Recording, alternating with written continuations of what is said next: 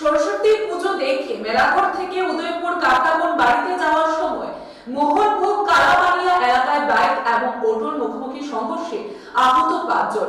ঘটনার বিবরণে জানা যায়, গভীর রাত মেলাঘর থেকে সরস্বতী পুজো দেখে অটোতে করে রিঙ্কু দেবনাথ এবং দীপক দেবনাথ মেলাঘর থেকে কাকড়াবনের উদ্দেশ্যে যাচ্ছিলেন। তখন একটি বাইকের মুখোমুখি সংঘর্ষ ঘটে। এতে গুরুতরভাবে আহত হয় 5 জন। খবর দেওয়া হয় মেলাঘর দমকল অফিসে। দমকল কর্মীরা আহতদের উদ্ধার করে মেলাঘর হাসপাতালে নিয়ে আসে। হাসপাতালে তাদের প্রাথমিক চিকিৎসা করে এবং 5 জনের মধ্যে 2 জনের অবস্থা আশঙ্কাজনক হওয়া তাদের জিবি হাসপাতালে রেফার করে দেন কর্তব্যরত চিকিৎসকরা। একটা পেশেন্ট হইল মানে ফায়ার সার্ভিস নিয়ে আসছে স্যার, এটা কি এই অল্প কিছুক্ষণ আগে আমি এখন ডিউটিতে আছি, ইমার্জেন্সি ডিউটিতে। প্রায় 10 মিনিট আগে আমরা ফায়ার সার্ভিসের কাছ থেকে 3 জন পেশেন্ট, পরে আরও 2 জন আসলো, মোট 5 জন পেশেন্ট আমরা রিসিভ করি।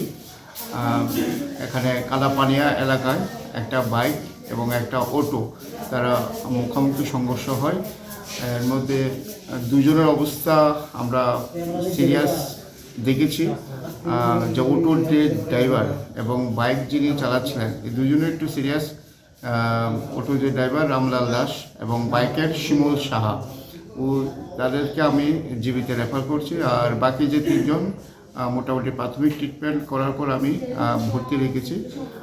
মোটামুটি একটু স্থিতিশীল আছে, পরে যদি অবস্থা খারাপ হয় তাদেরকেও রেফার করতে হবে।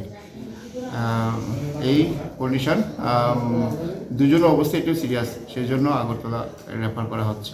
কি বলতেন স্যার, এই যে ড্রাইভার টিপারেরা কি কোনো নেশা টেশা লাগে? হ্যাঁ, যে অটোর যে ড্রাইভার একটু অ্যালকোহলিক মনে হয়েছে, একটু স্মেল আছে।